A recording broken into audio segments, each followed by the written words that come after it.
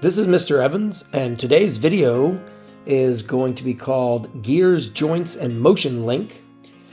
This is going to be part one of that video where we're going to just pretty much create the gears and some axles. Before you start this, make sure you copy all the notes. So make sure you don't have anything missing. It's really good to refer back to your notes while I'm going over the directions here. There's quite a few little numbers and dimensions you need for this, so make sure you have those notes completed before you start this build. Let's get started. The first thing we're going to do is go ahead and save the file. Now in the notes I put saving the file as gear train, but we're going to go ahead and add some numbers to this because this gear train is going to be 36 and 12, and those numbers match the number of teeth on the two gears that we're going to make. Make sure you put this in your Learning Fusion 360 folder, and you might want to go ahead and create a gears folder as well to put that in. You can see I've already got some created, but this one's the 3612. Click save, and now it's time to start our build with step 2, which says go to utilities, go to add-ins, go to scripts and add-ins, then go to the tab right here that says add-ins and select spur gear. Now we're selecting the bottom one that has the Python symbol next to it. The other one's C++. Honestly, we could probably pick either one, but just for consistency reasons, we're going to all pick the Python version, and we're going to run that code. And you can see here we get a message that it's going to put a spur gear command in the Create panel on the Solid tab of the Design workspace. Click OK, that's just the message.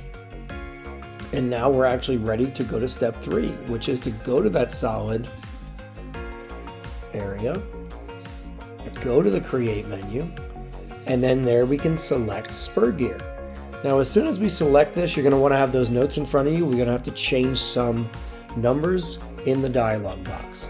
So let's go ahead and look at the dialog box. You can see here our standard is metric. That matches what our notes say. 20 degrees is correct. The module is number 2. Now this is going to adjust how big the teeth actually are, and we want both of our gears to be module 2 so that they can interact with each other. The number of teeth we're going to pick for this first one is 12.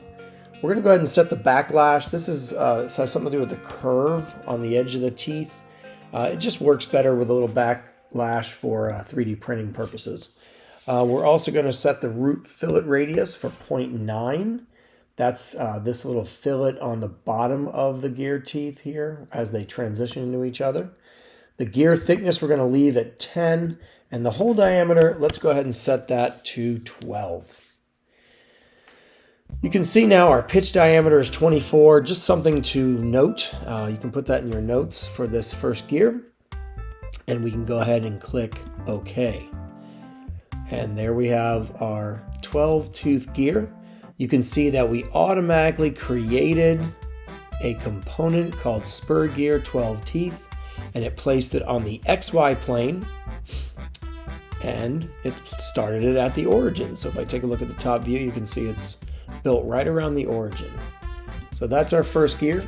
The second gear, we're going to jump to step 4 now. The second gear is just as easy, actually easier, because when you pick spur gear this time, it remembers all those numbers you put in there before. So the only thing we have to change is 36 for the number of teeth. Notice our pitch diameter is calculated now at 72. Again, just something maybe to put in your notes on step 4 so that you have that, and click OK. And now we have 2 gears created. Notice I have a new component called spur gear 36 teeth. If you want to see a better view of them, you can hit that Shift N, which causes the component colors to come on, and you can see I have a yellow and a pink one here, or peach I guess. And let's keep going. We're going to move on to step 5. Now step 5 is going to allow us to separate this small gear away. So here's what you do for step 5.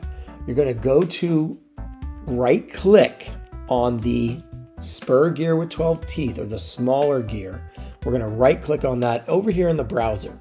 Okay, so right click is 2 fingers down on the trackpad, and then we're going to select unground from parent. This is going to allow us to actually move this gear. So go ahead and unground it from the parent. Now we're going to right click on that same area again in the browser under the spur gear 12 teeth component. Go ahead and right click, and we're going to do this move copy option. So we're going to move copy. It's probably a good idea here to go to the top view. I believe that says that in your notes, and make sure you can actually see the top. So like if it's turn, that might be a little confusing for you with how we're going to do this. So make sure you turn that view cube so that you can read the word top perfectly. Might not be a bad idea too to pan over. I didn't put this in your notes, but I know we're going to be moving this small gear over here. Might be a good idea to pan over so we can see that movement. Now this move copy option brings up quite a few different options over here.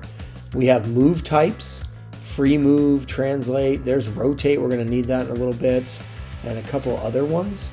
And then of course there's some dimensions down here.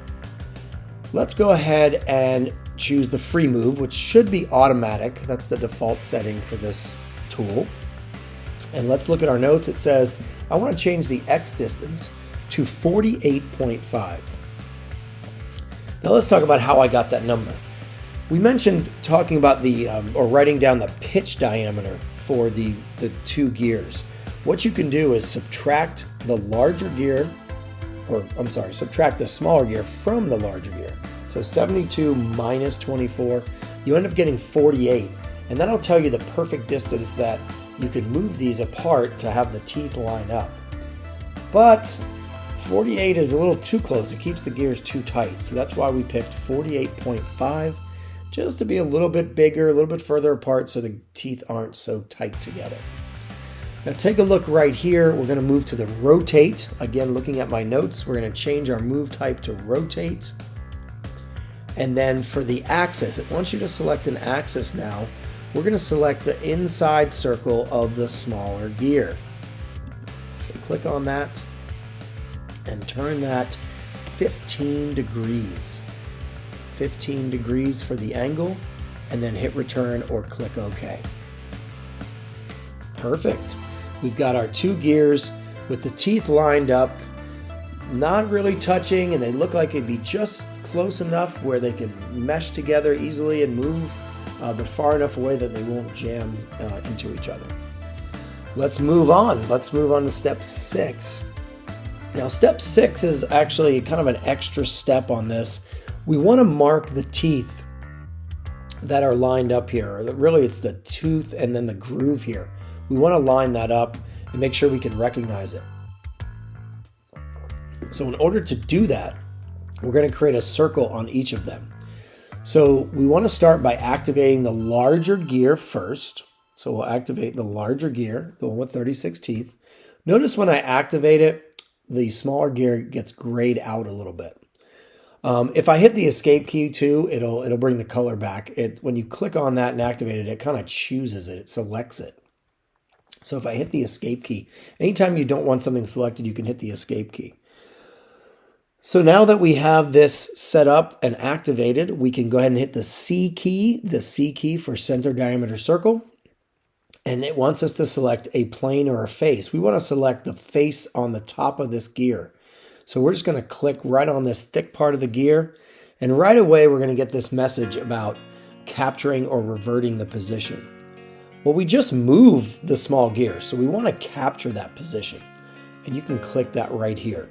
I do want to point out that's also up here. There's a position option because we did move. That kind of pops up. Now, after we capture the position, that position area is going to go away. Even when we're done with the sketch, that'll go away. So we're going to make a circle here on this thick part of this tooth that's aimed right at the small gear. So I'm going to zoom in a little bit here just so we can see this a little bit better. And I'm going to place my circle right on this red line, right in the thick part of the gear tooth. I'm going to mouse to the right to get that circle started. Type in 2.5 and hit return. You can see that our circle has been created. Looks good. Now I need to extrude it. So taking a look at my notes, it says I'm going to select the inside of the circle first, then hit the E key.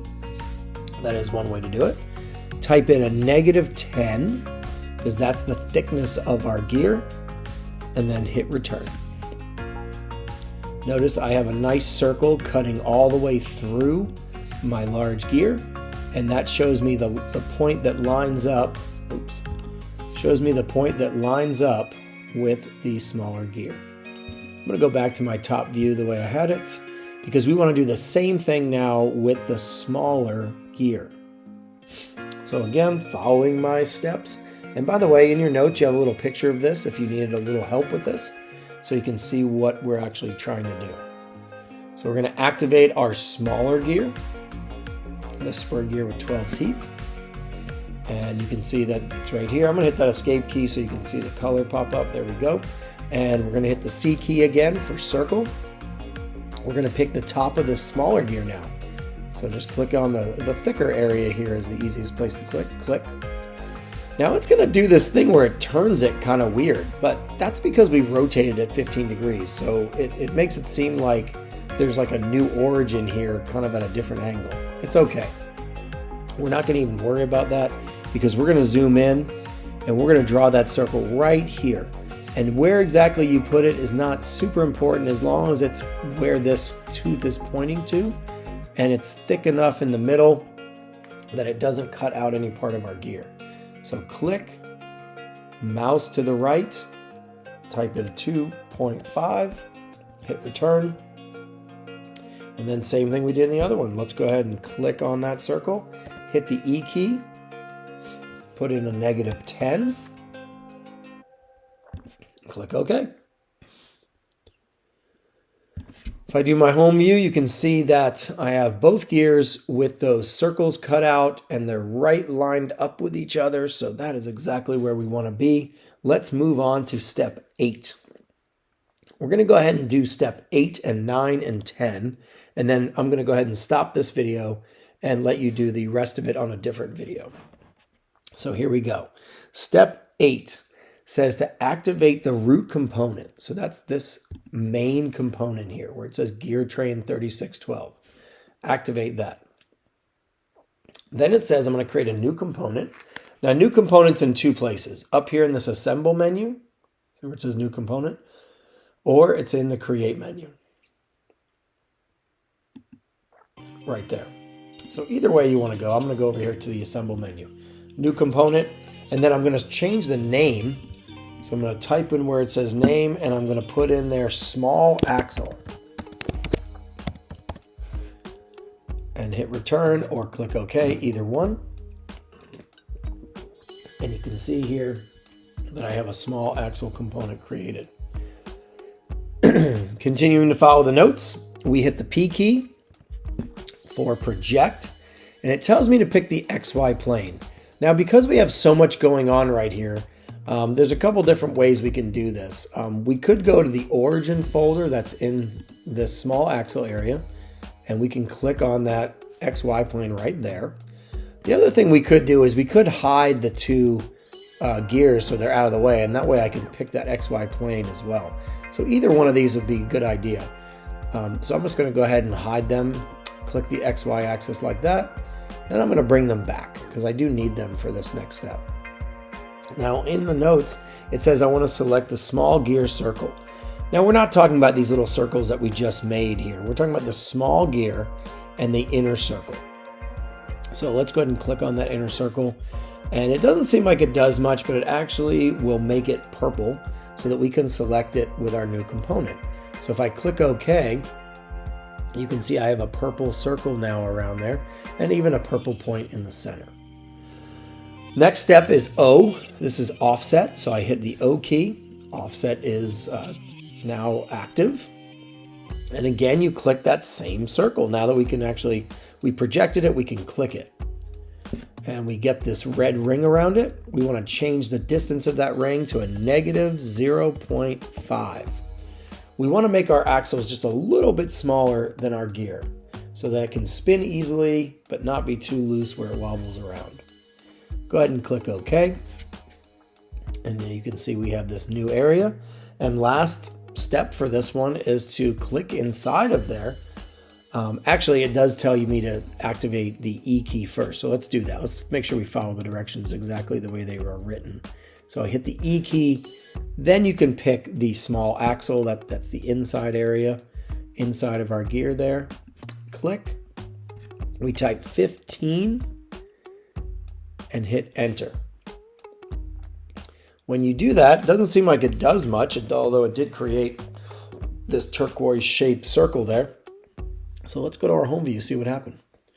Oh, there we go. Now we have a nice axle going through the middle of our small gear. Step 9 says do the same thing, but for the large gear. So you just have to pay attention to make sure you're picking the right stuff for the large gear. So I'm going to go back to my top view. I'm going to follow those same steps. Activate a new component. I'm sorry, activate the main component, excuse me, and then create a new component. And we're going to call that large axle. Click OK. And you can see I have a large axle component here. I'm going to close or make this carrot top go down. You can see I've got these 4 components now. It automatically activates it too, by the way. So then I'm going to hit the P key. Again, I've got to make sure that I select the XY plane. So I'm going to hide my 2 gears again. And my XY plane should be the one, there we go, right there at the bottom. So XY plane, perfect. I'm going to bring my gears back.